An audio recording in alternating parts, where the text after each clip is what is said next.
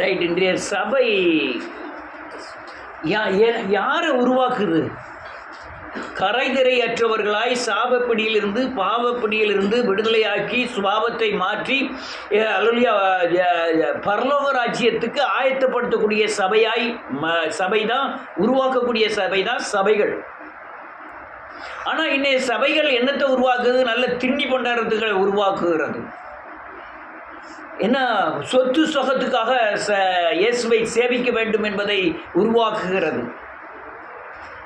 ஆண்டவர் ஒரு சமுத்திரத்தை தாண்டி போயிட்டு இருப்பார், ஜனங்கள் பூரா பின்னால் வந்துடுவாங்க. ஆண்டவர் நீங்கள் எதுக்காக வந்து தெரியுமா? அல்லையா அப்பம் பூசிக்கிறதுக்கு தான் வந்தீங்க அப்படின்னு ஆண்டவர் அது திங்கிறதுக்கு தான் வந்தீங்க அப்படிமா. அநேக திங்கிறதுக்கு தான் சர்ச்சி, ஆசீர்வதிக்கிறதுக்கு தான் சர்ச்சி. இந்த அல்லையா கரைதிரையற்றவர்களாய் புதிய சிருஷ்டியாய் மாற்றவோ, அவங்க சாபத்திலிருந்து விடுதலையாகவோ, சுவாபம் மாறவோ ஏன் இயேசுவை பற்றியே அறியல அநேக சபையில் உள்ள விசுவாசிகள். நிறைய சபைகள் இந்த அதாவது அல்லையா இயேசுவை பின்பற்றாத புறஜாதிகளுடைய அல்லையா நோக்கங்கள் வழிநடத்துதல்கள் வேற, கிறிஸ்துவர்களுடைய வழிகள் நடத்துதல்கள் அல்லையா அந்த சமுதாயத்தின் நோக்கம் எல்லாம் வேற. ஆனால் இப்போ உருவாக்கப்படக்கூடிய விசுவாசிகளுடைய தன்மை என்னன்னா, இவங்க பின்னையும் போக முடியாது, முன்னையும் போக முடியாது. நாளைக்கு ஒரு பிரச்சனைன்னு வரும்போதாய் அழிவை சந்திப்பார்கள். இயேசுவை சொன்னாதான் அவங்க மனம் திரும்புவார்கள், சிலுவையை நோக்கி பார்ப்பார்கள், விடுதலை ஆவார்கள். இவங்க இயேசுவே சொல்லுதில்ல, இயேசுடைய அற்புதங்களையும் ஆண்டவரை அளவிய ஆசீர்வதிப்பாருங்கிறதையும் அதை பொய்யான ஒரு உருவாக்குதலை உருவாக்குகிறார்கள். பணத்துக்கு அடுத்த காரியம் அல்ல கிறிஸ்தவம். இந்த உலக சுகபோகத்துக்கு அடுத்த காரியம் அல்ல. இந்த உயிருக்கு அடுத்த காரியம் அல்ல. என் ஜீவனை விட தேவனை நேசிக்க வேண்டும். கிறிஸ்து எனக்கு ஜீவனாய் மாற வேண்டும். நான் சரீர மரணத்தை விட என் ஆத்மா மரணத்துக்கு அதிகமாய் பயப்பட வேண்டும். சரீரத்தில் நான் மரித்தாலும் பரவாயில்ல, நான் பரலோக ராஜ்யம் போய் சென்றடையணுங்கிற பலத்தில் விசுவாசிகளை வளர்க்க வேண்டும். ஒரு போர் வீரராய் அவங்க வீட்டுக்கு வர்ற சத்ருவை ஜெயிக்கக்கூடிய போர் வீரராய் அவர்களை மாற்ற வேண்டும். அல்லையா அவர்கள் சாபத்திலிருந்து கண்டிப்பாக விடுதலை ஆகியிருக்கணும். சுவாபம் மாறலனாலே அவங்க சாபத்திலிருந்து விடுதலை ஆகலை என்று அர்த்தம். நான் சொல்கிற கருத்தை தெளிவாக புரிஞ்சுக்கணும். இன்னைக்குள்ள சபைகள் அல்லையா பெரும்பகுதி காயப்படுகிற பிசாசினால் காயப்படுகிற ஒரு சபையாய்த்தான் இங்கே இருக்கிறது. இது ஒரு தனி சமுதாயமாய் காணப்படுகிறது. ஏதோ ஒரு தனியாக ஒரு வழிநடத்தலாய் காணப்படுகிறது சபைகள். எந்தவித ஆதாரமும் இல்லை, எந்தவித பாதுகாப்பும் இல்லை, எந்தவித நோக்கங்களும் இல்லை. என்ன மூடத்தனமாய் முட்டாள்தனமாய் அநேகர் ஆசீர்வதிப்பார்கிற சொல்லை கேட்டுக்கொண்டு ஆசீர்வதிக்கப்படாமல் இன்னும் நெருக்கப்படுகிறார்கள். அநேகருடைய வஞ்சகத்தின் வலைக்கு சிக்கி அல்லையா தன் உழைப்பின் பெரும்பகுதியை அல்லையா ஒரு ஊழியர் கையில் கொண்டு போய் கொடுக்குறாங்க. நானும் கொடுத்தவன் தான். நான் கண்கள் திறக்கப்பட்டதுனால இதை பேசுகிறேன். அதனால் இன்னைக்கு உள்ள சபைகளை நீங்கள் அல்லையா மனிதன் போதித்து நீங்கள் சபையில் சேர்வது மதமாற்றம் கூடாது. அல்லையா தேவன் உங்களை உணர்த்தி தேவ சபைக்கு வந்து நீங்கள் தேவனுடைய ராஜ்யத்திற்காக நிற்கணும். அதுக்கு உண்டான சபைகள் இல்லாதனால தான் தேவ ஆவியானவர் அவர்களை நடத்துவதற்கு உண்டான பலன் இல்லாமல் போச்சு. அதுக்குண்டான ஆலோசனைகள், அதுக்குண்டான அல்லையா தேவ பிரசன்னம், தேவநாமத்தை மகிமைப்படுத்துதல் இருந்தால்தான் ஆண்டவர் ஒரு மனிதனுக்குள்ளே சென்று உணர்த்தி அவன் தேவனுடைய ராஜ்யத்திற்கு ஆயத்தமாவதற்கு ஒரு சபையில் போய் இணைவான். இன்னைக்கு எப்படி சபையில் இணைகிறாங்க? நோய் குணமாகும், பேய் போகும், அல்லையா நன்றியோடு ஆசீர்வதிக்கப்படுவீர்கள், இப்படி சொல்லதான் போகிறாங்க. ஆசை வார்த்தை குறித்தான் சபை. இது மதமாற்றம் தேவனுக்கு விரோதமான பகை. இது மனுஷனால் சந்திக்கக்கூடியதான் மதமாற்றம். ஆனால் தேவன் சந்திக்கணும். இன்னைக்கு இப்போ பீகாரில் 5 லட்சம் பேர் திடீர்னு ரசிக்கப்பட்டாங்க. இந்தியாவில் நடந்த காரியம். எல்லாரும் சுதாரிச்சு இது விடக்கூடாதுன்னு சொல்லிட்டு இப்போ ஒரு ஆள் மதம் மாற்றினாலே 1 கோடி ரூபாய் அவதாரம். அப்படின்னு சொல்லிடாதீங்க இயேசுவை பற்றி. இங்கே இல்லை, யூபியில் 1 கோடி ரூபாய் அபதாரம், லைஃப் பூரா ஜெயில். இந்த காரியங்கள் நடக்க காரணம் என்ன? அல்லேலூயா. நன்றியோடு சரியான போதனைகள் இல்லை. நான் உட்கார வச்சு போதிக்கிறேன், ஆள் வருது வரல, எத்தனை பேர் கூடுதாங்க அது கணக்கு இல்லை. நான் 2 பேரை சாபத்திலிருந்து விடுதலை ஆக்கி பரலோகத்துக்கு ஆயத்தமான நான் பரலோகத்தில் அல்லேலூயா எனக்காக ஒரு வாசஸ்தலத்தை தேவன் உண்டாக்கி இருப்பார். 2 பேர் நான் ஆயத்தம் பண்ணாலே எனக்கு போதுவானது. நன்றியோடு கூட துதி. இந்த காரியங்களை புரியாம தான் 1000 பேரை கொண்டு வந்து அவங்க சந்ததியை நாசமாக்கி விடுகிறார்கள். தேவனுக்கும் தேவனுடைய ஆலயத்திற்கும் தேவனுடைய உண்மையான சத்தியங்களுக்கும் விரோதமாக யாரும் செஞ்சாலும் அவங்க மாட்டிடுவாங்க. அவங்க சந்ததி அப்படியே பாதிக்கப்படும். அநேக ஊழியர் சந்ததி பாதிக்கப்பட்டதின் அடையாளமே அதுதான். ஆலயத்துக்கும் அல்லேலூயா ஊழியருக்கும் உபதேசங்களுக்கும் தேவனுடைய சிலுவைக்கும் விரோதமாக எங்கே எழும்புறாங்களோ அவங்க பிறகு காயப்படுவார்கள். அவங்க காயப்படுறாங்களா இல்லையா? அவங்க சந்ததி பகிரங்கமாய் காயப்படும். பகிரங்கமாய் ஏன் சொல்ல போனால் சந்ததியே அழிந்து போகும். நீ அதெல்லாம் நான் சாபம் விடவில்லை. நீங்கள் பழைய ஏற்பாடு காரியங்களில் பார்க்க வேண்டும். நான் யோனத்தான் தான் காலையில் பார்த்தேன். நல்ல மனுஷன் யோனத்தான். யார் மகன்? சவுல். நல்ல மனுஷன். தாவீது செய்கிற காரியங்கள்லாம் நல்லா புரியுது. ஆனால் எல்லா உதவியும் செஞ்சுட்டு இவன் அரண்மனையை பார்க்க போகிறான், இவன் இந்த காட்டை போய் பார்க்க போகிறான்.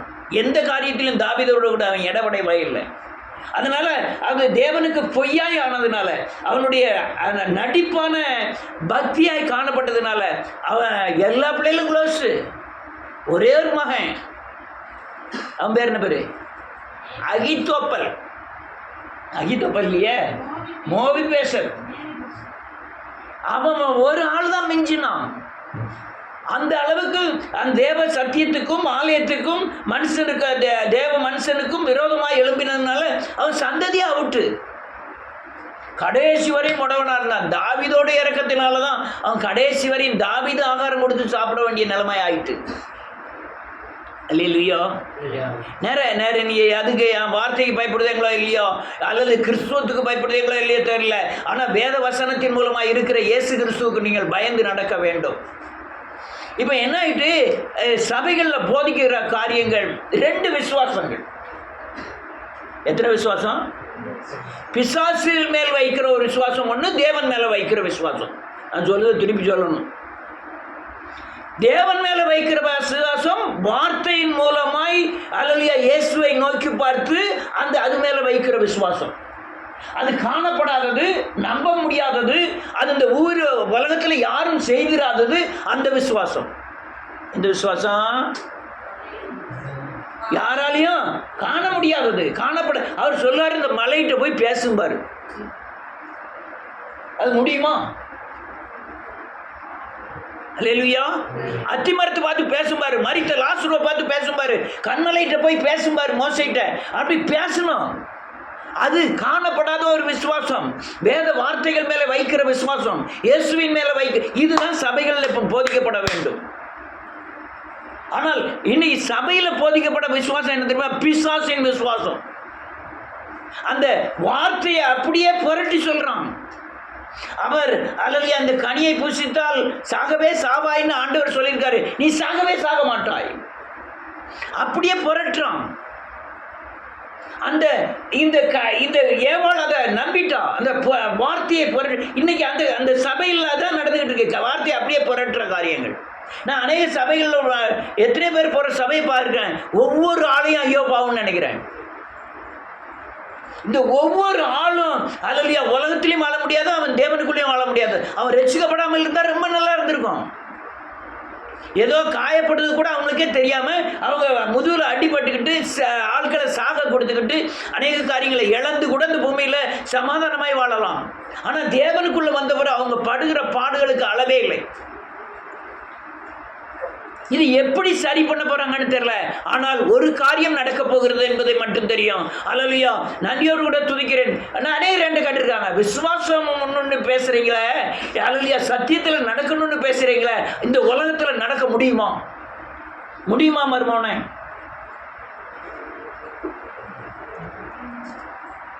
முடியுமா? இல்லை. அல்லேலூயா. சோதோம் கொமோராவில் ஒருவர் கூட இல்லை, எல்லாருமே பாவம் செய்தார்கள். 100 வருஷமாய் சுவிசேஷத்தை பிரசங்கிக்கிறான். பிரசங்கிக்கிறது மட்டுமல்ல, அவங்களுடைய பாவம் பரலோக ராஜ்யத்தில் போய் எடிட்டு எல்லாத்தையும் அழிக்கணும்னு ஆண்டவர் துணியக்கூடிய அளவில் உலகத்தில் பாவம் மூடி கிடந்தது. ஆனால் நோவா என்பவன் நீதிமானும் தேவனோடு சஞ்சரிக்கிறவனுமாய் காணப்பட்டான். நோவா வாழ்ந்தான். அப்போ உங்க பலத்தினால பரிசுத்தமாக வாழ முடியாது. நீங்க வசனத்தின்படி நடந்தீங்கன்னா பரிசுத்தமாய் வாழலாம், பாதுகாப்பாய் வாழ முடியும். அல்லேலூயா. நல்லா கவனிக்கணும். பிசாசின் விசுவாசம் என்பது வார்த்தையை புரட்டி அல்லேலூயா தன்னுடைய ஆலோசனைகளுக்கு அவனை செவிசாய்க்க வைத்து அவனுக்கு பயத்தை கொடுத்து வாழ வைப்பான். பிசாசு மேல வைக்கிற விசுவாசம் பயத்தின் அடிப்படையில் இருக்கும். ஆனால் தேவன் மேல வைக்கிற விசுவாசம் காணக்கூடாதவையா இருக்கும். ஆனால் அது தைரியத்தையும் அல்லேலூயா சமாதானத்தையும் விடுதலையும் கொடுக்கும். தேவன் மேல வைக்கிற விசுவாசம் நிறைய காரியங்கள். இன்னைக்கு உலகத்தில் உள்ள சபைகளை பார்க்கும்போது எனக்கு பெரிய வைத்தறிச்சல்கள். நல்ல உலகத்தில் அது ஐயா நான் பாவம் செய்து விட்டேன், பாவம் செய்யாதவர்கள் ஒருவரும் இல்லை. ஆனால் எல்லாரும் பாவம் செய்து தேவ மகிமையை அற்றவர்கள் ஆனார்கள். ஆனால் நமக்கு ஒரு வழி இருக்கு. என்ன வழி இருக்கு? சிலுவையில் மனம் திரும்பி நான் திரும்ப வந்துட முடியும். மகிமா போய்கிட்டே இருக்கான். ஒரு புறா எச்சம் போட்டுட்டு தலையில் அப்படி தொட்டு பார்க்கா, மோந்து பார்க்கா, அது பாட்டில் இருந்துட்டு போகுதுன்னு அடுத்தால கொஞ்சம் தூரம் போகிறான். உடனே ஒரு காக்கா எச்சம் போட்டுட்டு அடுத்தால காக்கா எச்சம் அப்படியே தலையிலுடைய வடியுது மகிமாக்கு. அடுத்தால எடுத்து மோந்து பார்க்கா, காக்கா எச்சம் தானே அடுத்தால போயிட்டு இருக்கான். அடுத்தால ஒரு பெரிய கழுகு இவ்வளகான எச்சம் போட்டுட்டு தலையோடி வலிக்கிறதெல்லாம் வலியுது முகத்தை. அப்படியே போய்கிட்டு இருக்கா. அநேக கிறிஸ்தவருடைய நிலைவாதம் காக்கா எச்சம் போட்டாலும் கோழி எச்சம் போட்டாலும் யானையே சாணம் போட்டாலும் சரி அதை தாங்கிக்கிட்டு போகக்கூடிய நிலைமையெல்லாம் இருக்காங்க. ஐயா நீ புறா எச்சம் போடும்போதே என்ன செய்யணும்? கழுவணும். கழுவி தேவ சமூகத்தில் காணப்படணும். அடுத்தால நான் என்ன நினைப்பேன்? இந்த காக்கா இருக்க இடத்துல நான் போகக்கூடாதுன்னு நினைப்பேன். இந்த இடத்துல நான் பைக்கை கொண்டு விடக்கூடாது, இந்த இடத்துல நிற்கக்கூடாது. அப்படியே நான் நின்னாலும் மேலே பார்ப்பேன் எங்கேயாவது காக்கா. ஏன் முதல்ல புறா உட்காந்து எச்சம் போடும்போது எனக்கு தெரிஞ்சு போச்சு, புறா எச்சம் ரொம்ப நாரிட்டு காக்கா ரொம்ப நார்த்தத்தை கொடுத்துரும். அதனால காக்கா இருக்கிற இடத்துல பார்த்து தான் போவேன். எதுக்கும் கவலைப்படவில்லை கிறிஸ்தவர்கள். ஒரு மகள் வாழாவெட்டியா வீட்டில இருந்து வந்தாது சாபம். ஒரு மகனுக்கு மகளுக்கு கல்யாணம் முடியலன்னா அது சாபம். கற்பம் விழுந்து போகிறது சாபம். இந்த தன்மைகளிலிருந்து எப்படி விடுதலை ஆவது? தேவனை வைத்துதான் விடுதலை ஆக வேண்டும். காரணம் என்ன? இந்த பெற்றோர்களுடைய நிலைமை சரி கிடையாது. அல்லேலூயா. அதனாலதான் இந்த சாபத்தை சுமக்கிற ஜனங்களை விடுதலையாக்கும்படியாய் தேவன் அல்லேலூயா தேவன் மேல வைக்கிற விசுவாசம் நம்பப்படாதவைகளின் உறுதியும் காணப்படாதவைகளின் நிச்சயம். வேத வார்த்தையின் மூலமாக தான் தேவனை சந்திக்கணும். அவர் என்ன சொல்றாரோ அப்படியே செய்யணும். கிணத்துல விழணும்னு சொல்லிட்டாலும் விழுந்துடணும். ஆனா பிசாசின் விசுவாசம் அப்படி கிடையாது. தேவனுக்கு நேர்மாறா செய்வான். நீ தேவனை அவ்வளவு வைராக்கியமாக கும்பிடுதா, அவனை கும்பிட வைக்கிறதுக்கு என்னென்ன வழி உண்டு அவ்வளோ பார்ப்பான். இஸ்ரவேல் ஜனங்கள் அல்லேலூயா இஸ்ரவேல் ஜனங்களை தேவன் தன்னை வெளிப்படுத்தி அநேக அற்புத அடையாளங்களை கொண்டு வர்றாரு. கண்ணோடி செஞ்சுட்டான். அல்லேலூயா. வாசிப்போமே, நம்ம ரொம்ப நேரம் சொல்லிகிட்டே இருக்கேன். 106வது சங்கீதம் 6வது வசனம்.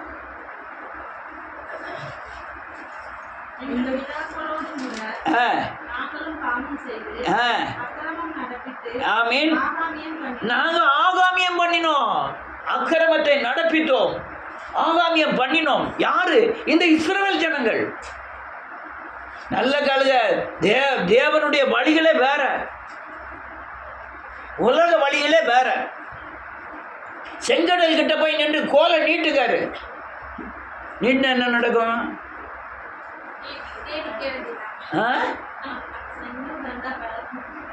செங்கடல் ரெண்டு அனுசியம் விளக்கம். நீட்டிக்கிட்டே நிற்க வேண்டியதானே, நின்றுக்கிட்டே இருக்க வேண்டியதான் வருஷம் பூரா. நீ பிளக்கம்னு நினைச்சிட்டீங்கன்னாதான் இது செங்கடல் இல்லை.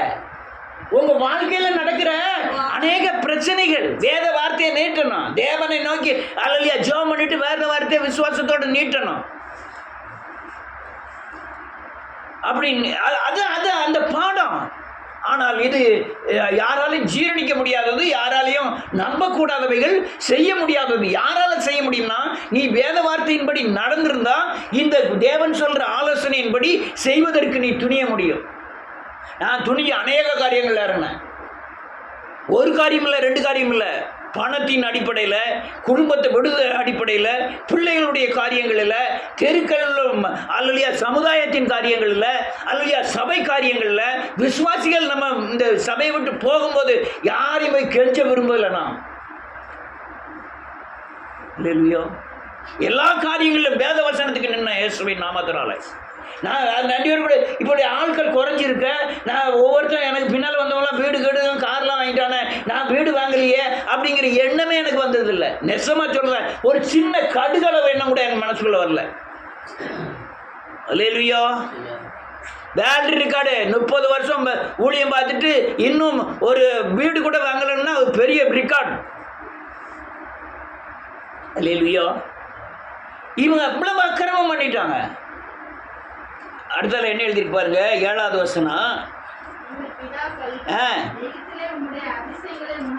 உணராமலும்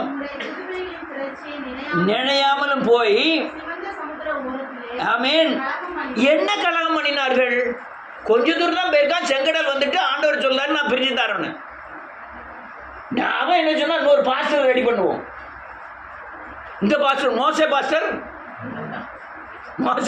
வேண்டாம், எனக்கு இன்னொரு பாஸ்டர் ரெடி பண்ணி எங்க பார்க்க போகணுமா? திருப்பி அவன் என்ன சொல்றான், எங்களுக்கு அங்க சபக்குழி இல்லைன்னு நினைச்சு அங்க கூப்பிட்டு வந்த வனாந்தரத்தில் எங்களை கொல்லலான்னு பாக்கியா? எவ்வளவு பெரிய கலகம்! கல்ல கொண்டு எரிய போறான் மோசே. ஆனா அவன் பக்கமும் ஒரு நியாயம் இருக்கு, பிசாசை சேவிக்கிறவன் பக்கமும் ஒரு நியாயம் இருக்கு. உங்களை கொண்டு போய் கடல் முன்னால நின்றுக்கிட்டு கடல் பிறக்கும் நான் நின்னுங்கன்னு சொன்னா யாரு கேட்பா? பிசாசை சேவிக்கிறவன் கேட்க மாட்டான்.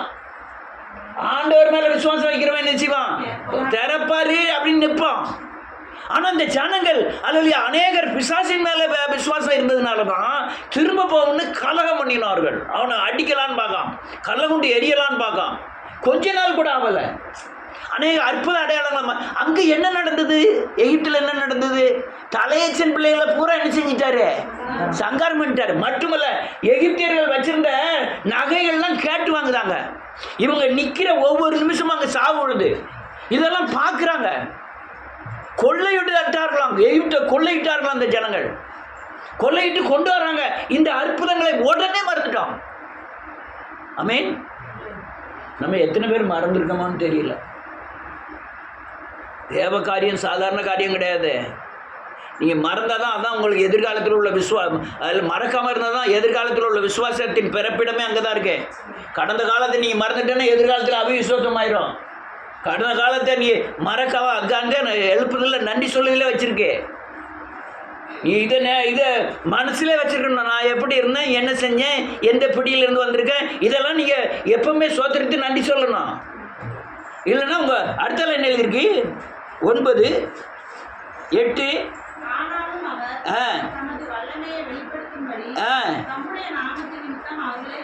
அவர் அடுத்தால இறக்கம் வச்சுட்டாரு. அல்லேலூயா. தம்முடைய வல்லமையின்படி தமது வல்லமையை வெளிப்படுத்தும்படி தம்முடைய நாமத்தின் நிமித்தம் அவர்களை ரட்சித்தார். அல்லேலூயா. கண்ணுடி செஞ்சிட்டாங்க, ஆரோன் செஞ்சிட்டான். மோசே போய் சொல்லலாம், என்ன பேரை கிறுக்கி போட்டுட்டா ஆண்டவரே, அவர்கள் எல்லாம் தடை பண்ணேன்னா உடனே போய் நின்றுட்டு அல்லையா ஆண்டவர் சொல்றாரு. ஆரோன் சொல்றான், என் மேலே தப்பு இல்லை, அவங்க தான் என்ன செஞ்சாங்க, தங்கத்தெல்லாம் தந்தாங்க, நாங்கள் தீயில போட்டேன், அது கண்ணுட்டி வந்துட்டு தீயில கொண்டு போய் தங்கத்தெல்லாம் போட்டோன்னா கண்ணுட்டி எந்திரிச்சு வந்துடுவாச்சியும். கருப்பிடித்தார்களாம். கருணை என்னது அந்த பொம்மை செய்துக்கெல்லாம் மேலே அச்சி வச்சுருக்காங்களா அதுக்குள்ளே ஊற்றி தான் பிடிச்சிருக்காங்க கண்ணூட்டியை. அவன் சொல்லிதான் நான் தங்கத்தை பூரம் போட்டேன் கண்ணூட்டி வெளியே வந்ததுன்னு போய் சொல்லிதான் மன்னித்தரலாம். இப்போ நீ போய்க்க தம்பி, இப்போ நீ போ, அதுக்கப்புறம் நான் பார்த்துக்கிட்டேன்.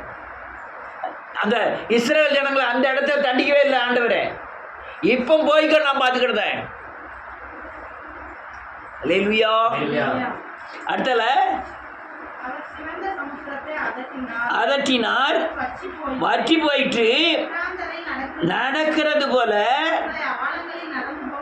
ஆமென். இது எவ்வளவு பெரிய அற்புதம்.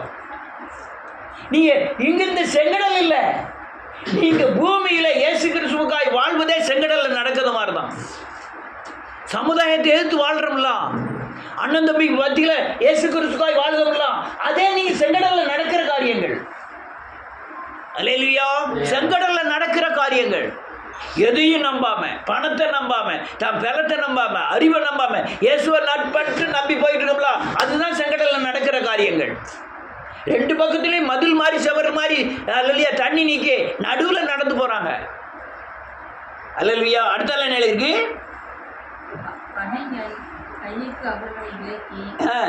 ரட்சித்து சத்துருவின் கைக்கு அவர்களை எல்லாம் விலைக்கு மீட்டார்.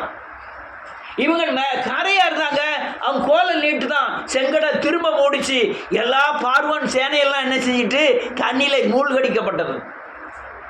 அல்லேலூயா. தண்ணீரில் மூடிக்க ஆண்டவர் சொன்னாரு, இன்று காருங்கிற எகிப்தியனை இனி காணவே மாட்டாய். நம்பி இறங்கணும், நம்பி விசுவாசித்து இறங்கணும். அது எவ்வளவு பெரிய காரியம். அந்த விசுவாசம் பயங்கரமான விசுவாசம். என்ன பயங்கரமான விசுவாசம்? இவ்வளவு உயரம் தண்ணி நிற்கி செவர் மாதிரி, கடலுக்கு நடுவில் ஒரு ஓடை மாதிரி தர கிடக்கு. பயம் வருமா வராதான்? திடீர்னு தண்ணி ரெண்டும் ஒன்று சேர்ந்துட்டுனா பிள்ளை குட்டியெல்லாம் கூட்டிகிட்டு போகிறோம், மகிமா வேற தோளில் வச்சுக்கிட்டு போகிறோம். இது வருமா வராதான்? ஆனால் அதுக்கெல்லாம் பயப்பில்ல. இந்த சைடு பார்த்தா திமிலங்கம்லாம் தண்ணிக்குள்ளே அப்படி போகுது, இந்த சைடு திமிலங்கம் அல்லையா பெரிய பெரிய கடல் பசுவெல்லாம் அப்படி போகுது. இவங்க பக்கம் திமிலங்கம், அங்கே பக்கம் கடல் பசு போகுது. இந்த பெரிய பெரிய தண்ணியில் வாழ் மிருகங்கள்லாம் உள்ளோடி போயிட்டு வந்துட்டு இருக்கு.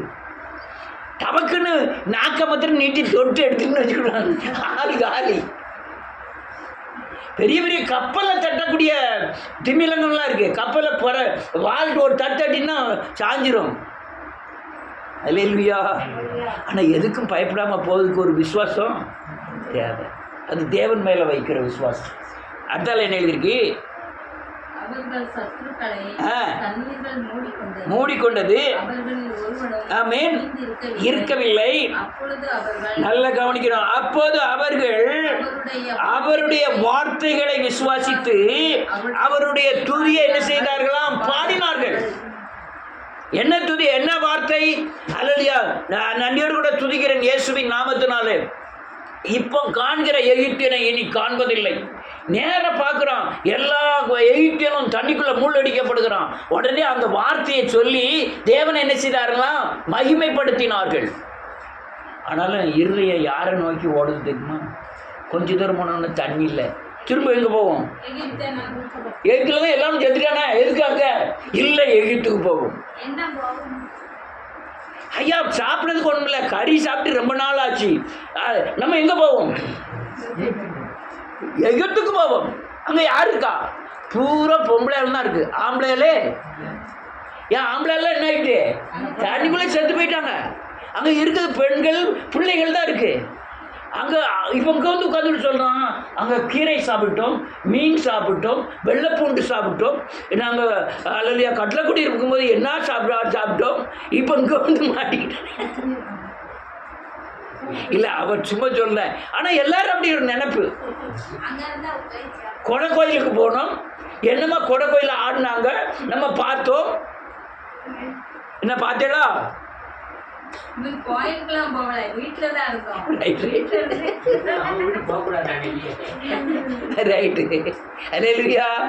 நம்ம நினைப்பு அங்கதான் இருக்கு.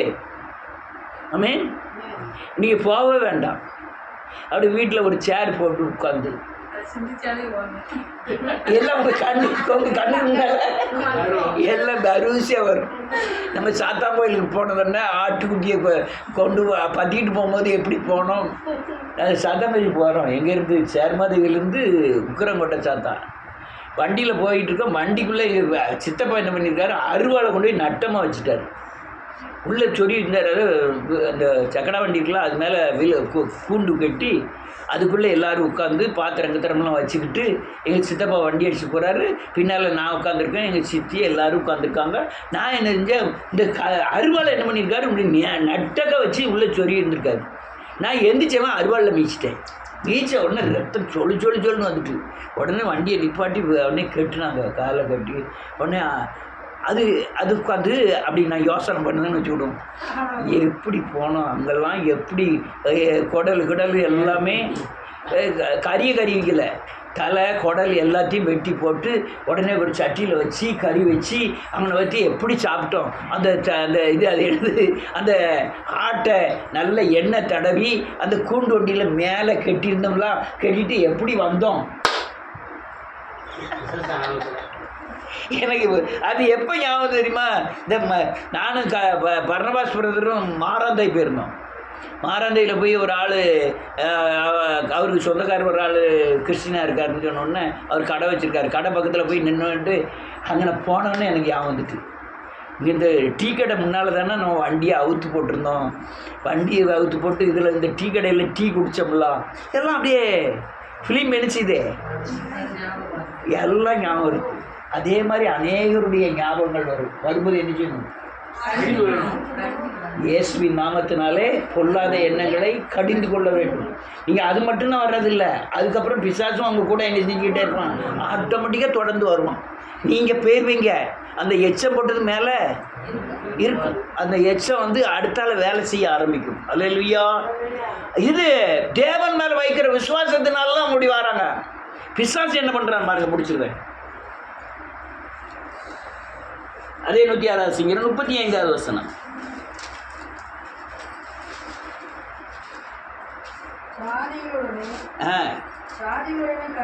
கலந்து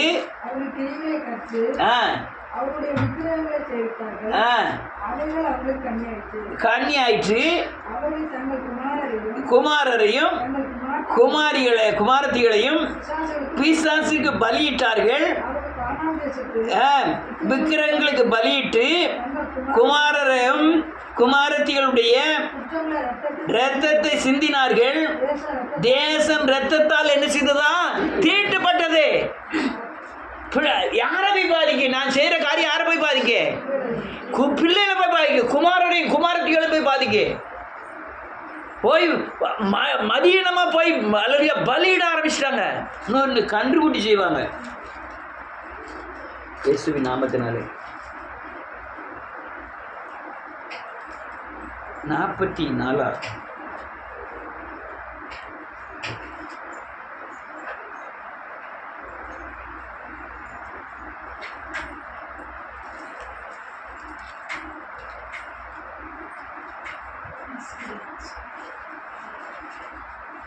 கண்ணுக்குட்டி எங்க இருக்குது,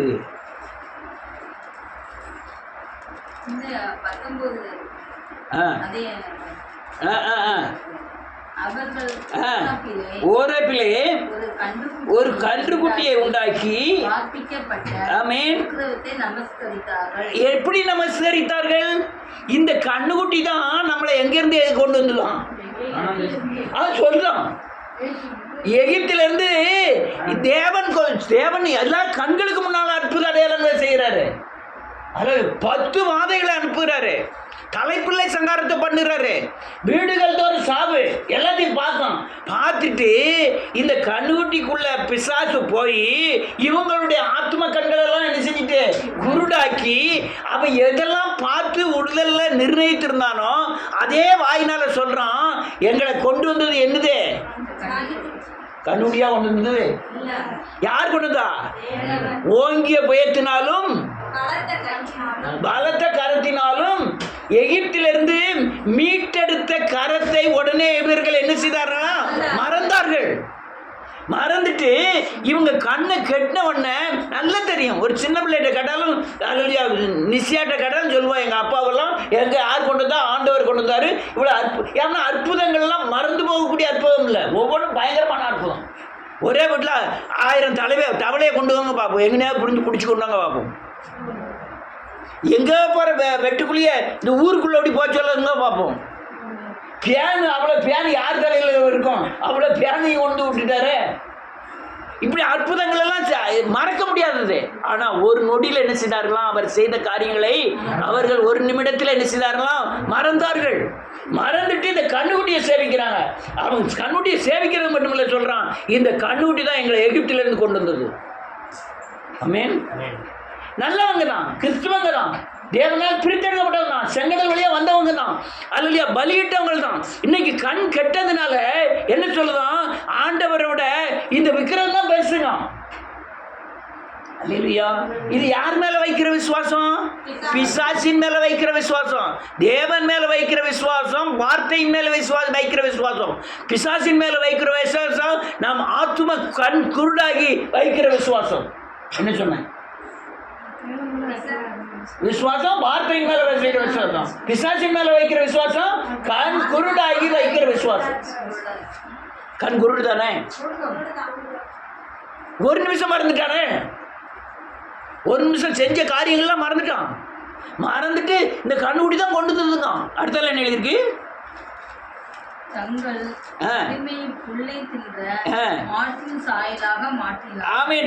மகிமையை பிள்ளை தின்கிற மாட்டின் சாயலாக மாற்றினார்கள். எகிப்திலே பெரிய கிரியைகளையும், ஆமென், காமின் தேசத்திலே அதிசயங்களையும், சிவந்த சமுத்திர தண்டையிலே பயங்கரமானவைகளையும், ஆமென், செய்தவராகிய தங்கள் இரட்சகரான தேவனை மறந்து போயிட்டாங்க. ஆனா மறக்க முடியாத செயல்கள் ஒண்ணுமே என்ன செய்ய முடியாது, மறக்க முடியாதுன்னா, அவங்க கூட்டு வரும்போது ஒரு வீடு சாவு இல்லாத வீடே இல்லை, தலைப்பிள்ள இல்லாத வீடு சொல்லுங்க. நானும் அவளும் கடைக்குட்டி, ஆனா என் பையன் தலைப்பிள்ள. இப்போ உங்க வீட்டில் தலைப்பிள்ள இல்லாம இருக்கலாம், நீங்க 2 பேர்ல யாராவது ஒரு ஆளு தலைப்பிள்ள இருப்பாங்கல்ல. அப்போ சாவு இல்லாத வீடு. இந்த காரியத்தை மறக்க முடியுமா? அப்போ மறக்க செய்கிறவன் யாரு? பிசாசு. அதனால பிசாசு அப்படி அதுக்கப்புறம் பயத்தை கொண்டு வந்துடுவான். பிசாசு மேல வைக்கிற விசுவாசம் பயத்தை கொண்டு வரும், பயம் அவிசுவாசத்தை கொண்டு வரும். அவிசுவாசம் நம்ம சாகடிச்சிடும், உயிரோட சாகடிச்சிடும். அல்லேலூயா. விசுவாசம் ஜெயிக்க வைக்கும். அதனால இப்போ நான் சொல்ற காரியங்களை தெளிவாக புரிந்து கொள்ளுங்க. 2 விசுவாசம் சொல்லுங்க. ஒரு விசுவாசம் தேவ வார்த்தை மூலமாய் இயேசுவை நம்புகிற விசுவாசம்.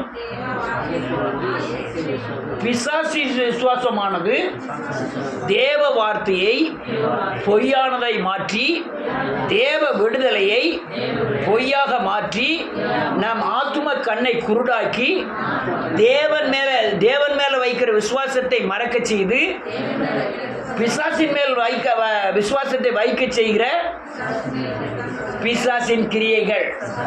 ஆத்தும கண்ணை குருடாக்கிட்டாலே நம்ம யாரை நம்ப ஆரம்பிப்போம்?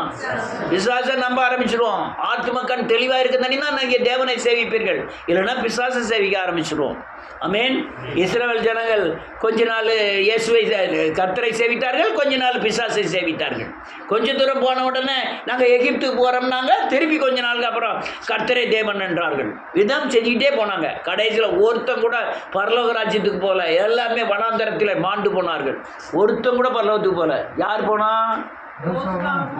யோசுவா காலேபும் இந்த சந்ததியில் உள்ளவர்கள் அல்ல. அல்லேலூயா. அடுத்த சந்ததி இது எல்லாமே இவன் மோசே போனானா? ஆரோன் போனானா? ஒரு மீரியம் போனாலா? இல்லை, போல. ஒருத்தருமே போல. தேவனை சேவித்தால்தான் போக முடியும். கர்த்தர் உங்களை ஆசீர்வதிப்பாராங்க. எல்லாரும் எழுந்துங்க இருக்கும்.